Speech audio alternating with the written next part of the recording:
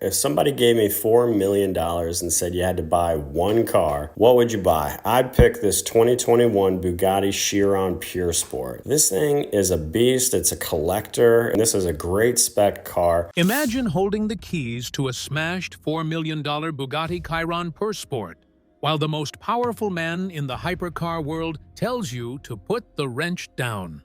That's the reality for Mat Armstrong.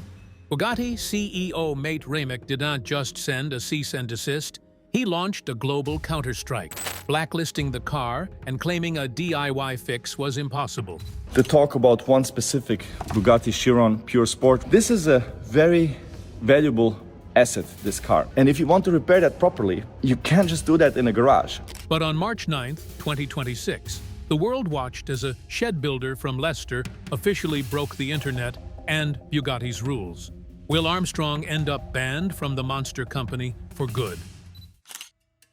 The Great Hypercar Rift, David versus the W16 Goliath. When Mat Armstrong dragged a crumpled, salt-crusted Bugatti Chiron Pur Sport out of a Florida garage, he didn't just buy a car. He declared war on the most protected ecosystem in automotive history. This isn't your typical, "I fixed a salvage Lamborghini" story. This is a head-on collision between a guy who built a career on grit and a brand that sells $4 million of engineering perfections. On one side, you have the Molsheim Fortress, Bugatti's headquarters in France, where the mere idea of a non-certified human touching a W16 engine is considered sacrilege. On the other, you have a YouTuber with a spanner, a camera, and 6 million people waiting to see him fail. The beef officially ignited when Bugatti realized Mat wasn't just making a clickbait video, he was actually going to attempt the repair. The manufacturer's response was swift and surgical. They didn't just say no to parts, they essentially tried to erase the car from existence. Bugatti blacklisted the VIN, a digital death sentence that ensured no dealership on the planet could sell Mat so much as a factory-approved windshield wiper. The corporate logic was simple. A Chiron Pur Sport is a 260 miles per hour ballistic missile. If a repair is done incorrectly, if the carbon fiber monocoque is compromised, or an airbag is glued instead of being professionally integrated, it's a rolling liability. Bugatti isn't just protecting a car, they are protecting a legend that they claim can only be maintained by trained technicians at 2 specific locations on Earth. Then came the counterstrike. Bugatti CEO Mate Rimac didn't hide behind a PR team. He went straight to Instagram. In a move that shocked the internet, he addressed Mat and the car's owner, Alex G, directly. He debunked the viral overpriced part claims, clarifying that while a headlight is $60,000, not $150,000, it's still a piece of tech that requires tens of millions in R&D. Rimac's message was polite but firm. We want to help, but you cannot 3D print your way out of this. He offered a discounted factory repair, rumored to be around $600,000 to $700,000, which sounded like a peace treaty. But there was a catch. The car would have to be shipped to France, and once it entered the gates of Molsheim, the DIY dream was over. The owner and Mat turned him down. Why? Because the YouTube economy runs on the impossible. Sending the car to France for a professional fix is a boring video. Fixing an unfixable hypercar using a workshop trash can and sheer audacity is the greatest story in the history of the platform. By refusing the CEO's offer, Mat Armstrong essentially told the world's most elite car manufacturer that their exclusive engineering wasn't a mystery, it was just another puzzle to solve. The schism widened when Mat discovered the unfixable damage. The aluminum transmission mounts were torn clean off. Bugatti's stance was that the gearbox was trash. Mat's stance? Let's weld it. This is where the tension reached a boiling point. To Bugatti, Mat is a reckless cowboy risking the brand's safety record for views. To Mat's fans, the CEO is a corporate gatekeeper trying to kill the right to repair. It's a battle of philosophies. Does owning a $4 million car actually give you the right to do whatever you want with it? Or are you just a temporary custodian of Bugatti's intellectual property? As the standoff intensified, the world watched the March 2026 update. Bugatti said the car could only be split in half using proprietary jigs. Matt responded by jacking the car up on a $20 rolling dolly meant for a garbage can and literally pulling the $1 million drivetrain away from the cabin. It was a visual middle finger to the two locations on Earth myth. This wasn't just a repair anymore. It was a public execution of the idea that hypercars are too complex for the common man. Every bolt Matt turned was a direct challenge to Rimac's authority. The heat isn't just about a car, it's about the future of car culture. Is the hypercar an untouchable piece of art? Or is it still just a machine made of nuts, bolts, and logic? As the engine roared to life that day, the silence from France was deafening. The Counterstrike had failed to stop the project, and in its place, a new legend was being born, one that didn't need a factory stamp to be real. While the corporate titans were busy calculating the liability of a DIY Bugatti, the man behind the wrench was busy building an empire of his own, one subscriber at a time. Smart YouTuber move, right?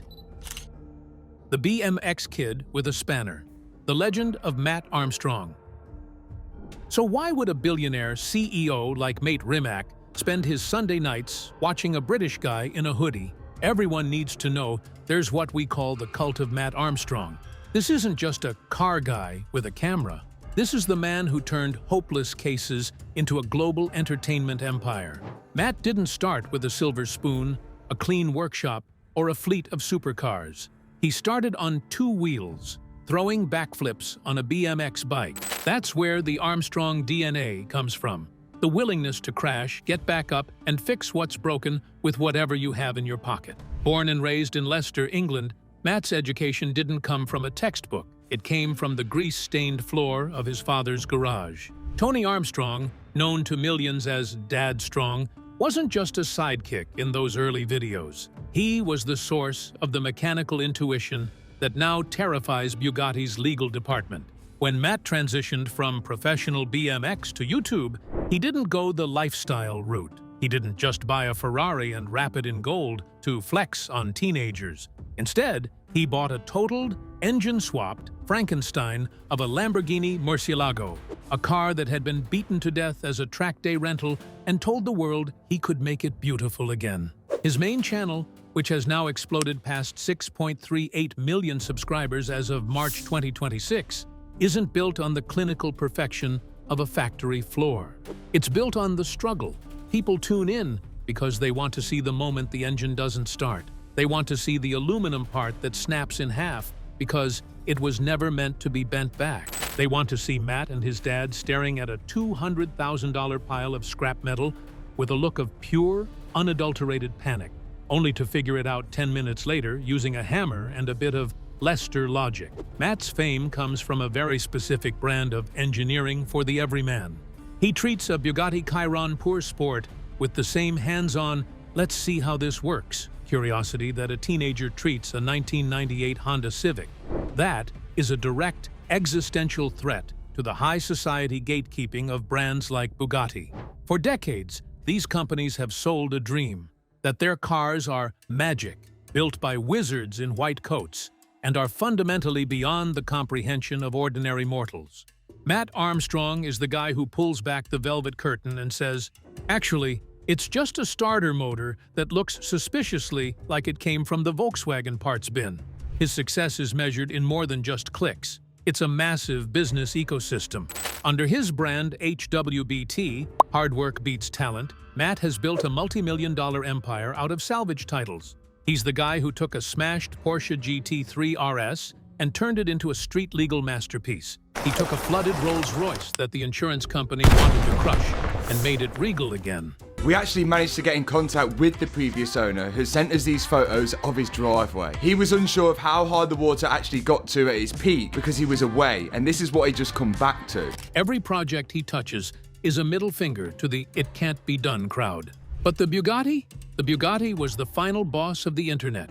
By the time he reached the Chiron project, Matt wasn't just a YouTuber, he was the face of the global right-to-repair movement. When a company as powerful as Bugatti tells a customer they aren't allowed to have a part for a car they paid millions for, Matt is the guy who proves you don't need their permission. He is the champion of the unauthorized, the the guy who finds a way around the digital locks and the corporate blacklists. His fame isn't just about the cars, it's about the sheer audacity of a guy from a small town in England telling the masters of the automotive universe that he doesn't need their blessing to turn a wrench. This isn't just entertainment anymore, it's a rebellion. Matt has built a community that values sweat over status and ingenuity over invoices. Whether he's 3D scanning a shattered gearbox or using a cheap, simple tool to split a $4 million chassis, he is teaching an entire generation that everything is fixable if you're brave enough to take it apart. He has created a world where the impossible is just a video title, and where a guy with a spanner can make the most powerful CEO in the industry sit up and take notice. The growth has been staggering. In just the last few weeks of early 2026, Matt's channel has seen spikes of over 50,000 new subscribers in a single day, largely driven by the suspense of the Bugatti first start. He has transcended the car YouTuber label and become a legitimate engineering influencer. When Richard Hammond or Mate Rimac mentions his name, it's not because they want to, it's because they have to. You can't ignore a man who has successfully democratized the hypercar. As of today, Mat Armstrong isn't just rebuilding a car. He's rebuilding the way we think about ownership. He's proving that once you buy it, it belongs to you, not the corporation that made it. And while the suits in France were busy drafting safety warnings, Matt was busy filming the roar of a W16 engine that was never supposed to run again. But while Matt was busy winning the hearts of the internet with a rolling trash can, the titan in charge of Bugatti was preparing a Counterstrike designed to protect the most prestigious brand on the planet, preserving the brand's name. Now, to realize Bugatti's side of this war, you have to look past the billionaire versus YouTuber drama and look at the physics of a 260 miles per hour car. Mate Rimac isn't just a CEO, he is a hyper-focused engineer who understands that at the speeds a Chiron Pur Sport travels, the laws of physics do not forgive good enough. This is why Bugatti turned Molsheim into a fortress, and why they view Matt's project not as a triumph of DIY spirit, but as a high-speed liability waiting to happen. The core of Bugatti's argument, and the reason for the blacklist, is safety certification. Mate Rimac personally addressed the situation on social media, breaking down the sheer complexity of what Matt was attempting to hack. One of the most chilling examples Rimac provided involved the passenger side airbag. During extreme cold weather testing at -20 Celsius, Bugatti's engineers discovered that the leather upholstery on the dashboard could stiffen to the point where it would actually deflect an inflating airbag, potentially sending it into the passenger's chest instead of protecting their head. Bugatti has a proprietary process for thinning the leather from the inside to ensure a clean deployment. Rimac's point was simple. You can't just glue that back together in a garage. Today, we're about to attempt what Bugatti think is impossible. Can't do that in a garage. There's just a few places in the world with the right equipment and only a few people in the world with the right training to be able to do that. If that car ever crashes again, and the safety systems fail because of a DIY leather repair, the blood and the massive lawsuit is on Bugatti's hands. Then there is the structural integrity of the car itself. The Chiron is built around a carbon fiber monocoque that is stiffer than a Le Mans race car. When Matt found that the aluminum gearbox mounts had been ripped clean out of the transmission housing, Bugatti's official stance was that the gearbox was a total loss. They didn't just refuse to sell him the parts, they argued that welding cast aluminum in a high-torque, 1,500 horsepower application is an engineering sin. Rimac has stated that the tolerances required to keep a W16 engine from vibrating itself to pieces are measured in microns. To Bugatti, Matt's decision to weld the housing and hope for the best isn't brave, it's terrifying. They aren't just trying to shut him down to be mean, they are protecting a brand heritage where perfect is the only acceptable standard. Furthermore, Bugatti's retaliation was a defense of their business model. Why would anyone pay $200,000 for a factory service if a guy in Leicester can fix the same car for the price of a used Audi? By locking the software and refusing to provide the proprietary diagnostic tools, Bugatti was attempting to maintain the magic of the brand. They want the world to believe that a Chiron is so advanced that only Molsheim-blessed technicians can touch it. When Mat bypassed those locks and found that the starter motor was actually a shared part from a Volkswagen Jetta TDI, he didn't just fix a car. He punctured the myth of hypercar exclusivity. Bugatti's efforts to preserve the quality of their units is a polite way of saying they want to keep the curtain closed. Despite the corporate wall, Mate Rimac has been surprisingly human about the whole ordeal. He admitted to being a fan of Mat's content, even calling him a fellow car enthusiast. He made what he called a fair offer to fix the car in France at a fraction of the initial $1.7 million quote, purely to ensure the car didn't become a Frankenstein that could hurt someone. But when the offer was rejected in favor of the YouTube storyline, the relationship shifted into a professional stalemate. Bugatti is now in damage control mode, watching the videos as closely as we are, waiting to see if Mat's custom fabricated solutions hold up under the massive stress of 1,180 pound-feet of torque. The Molsheim Fortress isn't just about refusing to sell parts. It's about a company that is legally and ethically bound to its own engineering standards. They are protecting the 500 owners who paid full price and expect their cars to be the safest, most refined machines on Earth.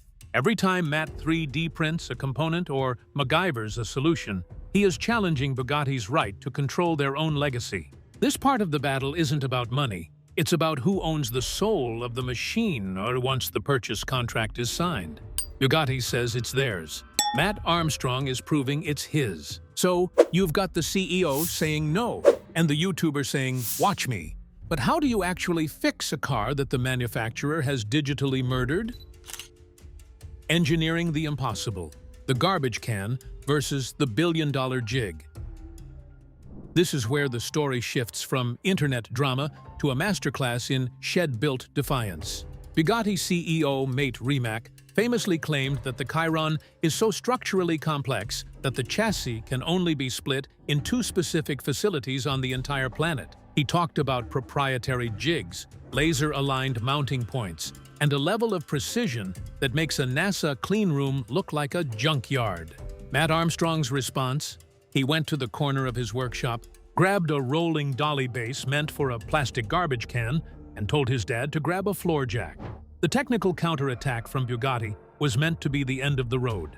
By locking the car's VIN and refusing to provide the software handshakes required to talk to the engine control units, they expected the car to remain an expensive paperweight. But Mat and his team began a process of automotive forensic engineering. When they couldn't buy a new gearbox housing for the fractured aluminum casing, they didn't give up. Instead, they used high-resolution 3D scanning to map the shattered components. That is the reason why we're here at Black Horse Automotive, because these guys can actually 3D scan and make parts from scratch, which we're hoping they'll be able to scan and section in this part here. Converted those scans into a CAD, computer-aided design model, and prepared to CNC machine their own bespoke structural parts. It was a digital jailbreak of a hypercar. The most embarrassing moment for Bugatti's exclusivity marketing came when Mat started digging through the parts bin. In his February and March 2026 videos, he revealed a secret that hypercar brands hate. Many of their bespoke components share DNA with the cars your grandmother drives. He found that the starter motor, several sensors, and even components of the airbag system shared part numbers or basic architectures with the Volkswagen Group's common fleet, specifically Audi and VW models like the Jetta. By cross-referencing these numbers, Mat was able to source functional, unauthorized parts for a fraction of the Bugatti black market price. The climax of this engineering rebellion happened on March 9th. After weeks of being told the car's brain was locked and the drivetrain was toast, Mat successfully reconnected the 14 titanium structural bolts that hold the 2 halves of the car together. With the trash can dolly moved aside and the welded gearbox mounts holding firm, he sat in the carbon fiber cockpit. Against all corporate odds, the 8.0-liter W16 engine didn't just cough, it roared. It was the sound of $1 million impossible feat being accomplished by a guy who refused to be told No. By bypassing the factory's digital gates and repairing the unfixable aluminum mounts, Matt didn't just fix a car, he broke the myth. He proved that while the engineering at Bugatti is world-class, it is still just engineering. It's metal, it's electricity, and it's logic. And as it turns out, the logic of a determined YouTuber and his dad can be just as powerful as the logic of a factory in Molsheim. But a running engine is one thing. A car that can safely survive a 200 miles per hour blast is another. What happens next when the internet's hero has to face the ultimate test of his own creation?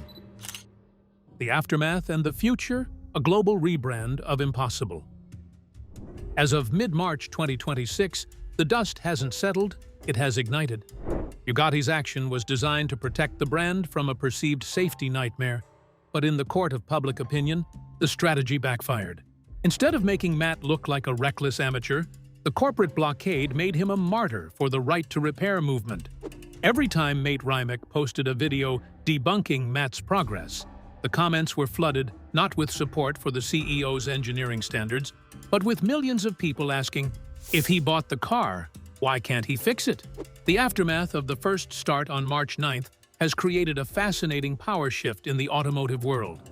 We are witnessing the birth of the hybrid rebuild, a process where enthusiasts no longer rely on a manufacturer's blessing, but instead use a mix of salvaged parts, custom-machined components, and parts bin sleuthing.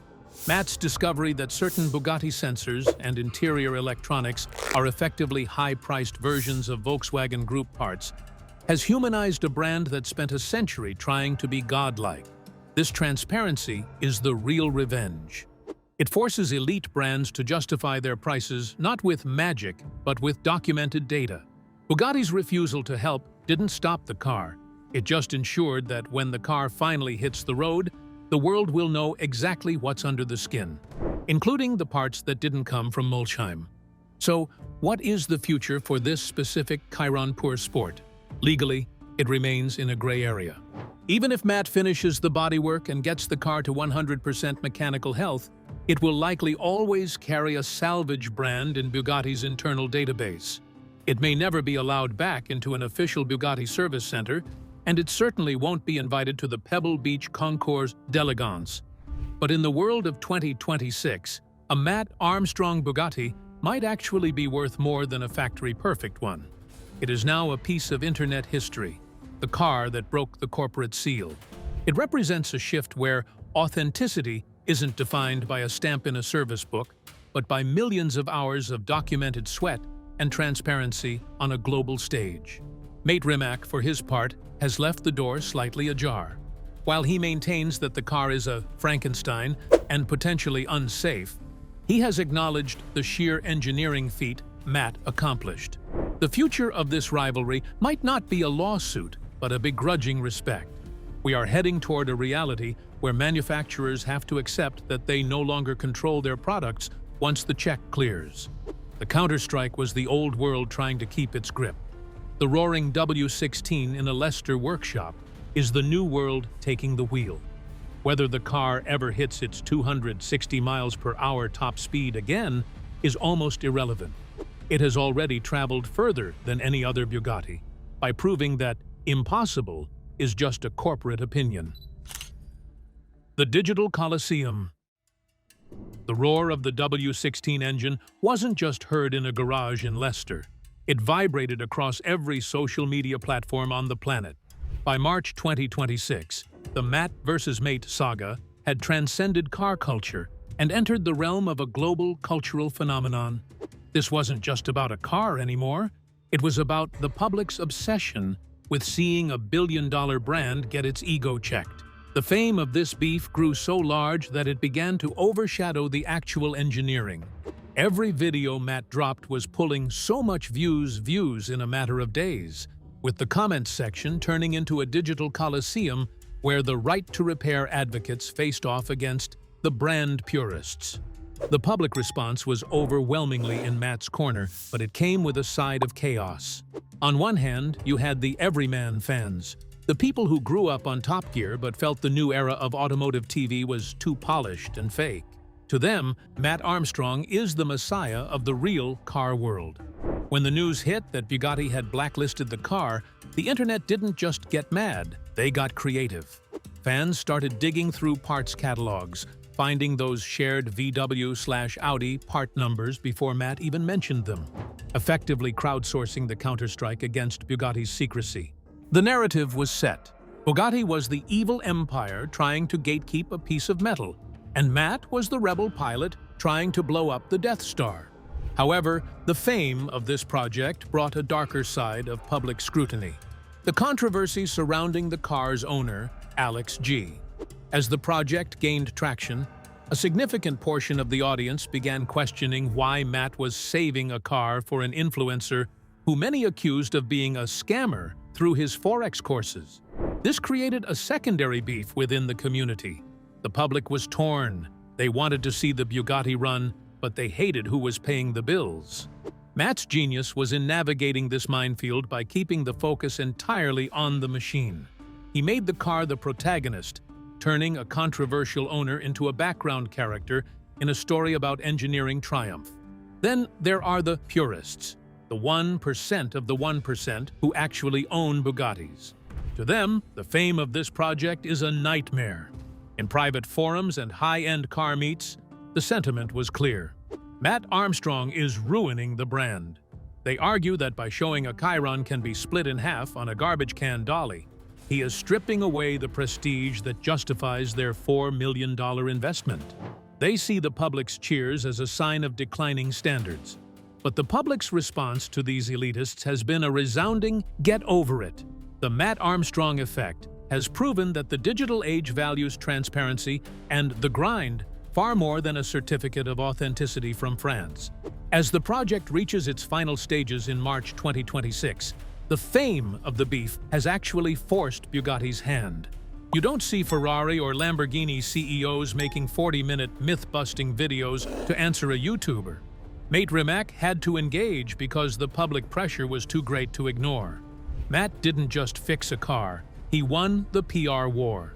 He turned a total loss into the most famous car in the world, proving that in 2026, the most valuable part of a Bugatti isn't the W16 engine, it's the story you tell while fixing it.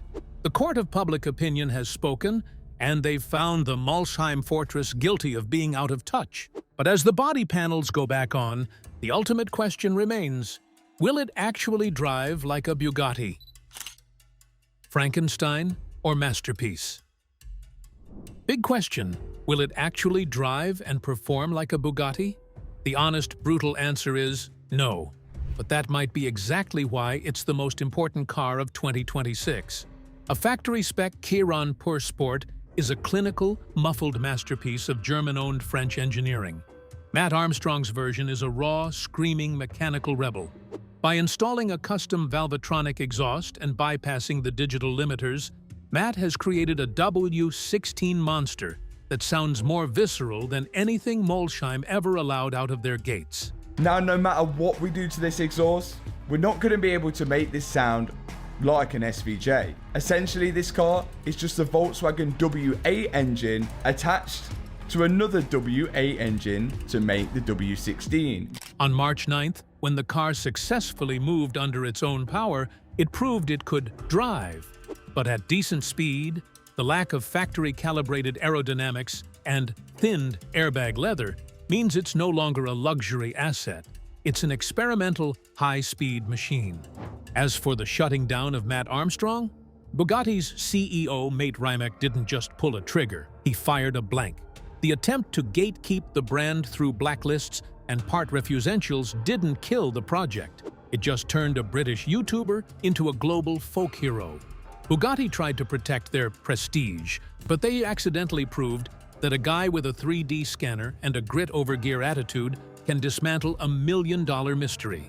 The corporate counterattack failed because you can't shut down a man who doesn't need your permission to turn a wrench. Mat Armstrong didn't just rebuild a crashed car, he rebuilt the very definition of automotive ownership. The Molsheim Fortress has been breached, and the era of the unauthorized hypercar is officially here. What do you think of the Rimac and Armstrong argument? Leave your comments below and subscribe to the channel for more deep dives like this.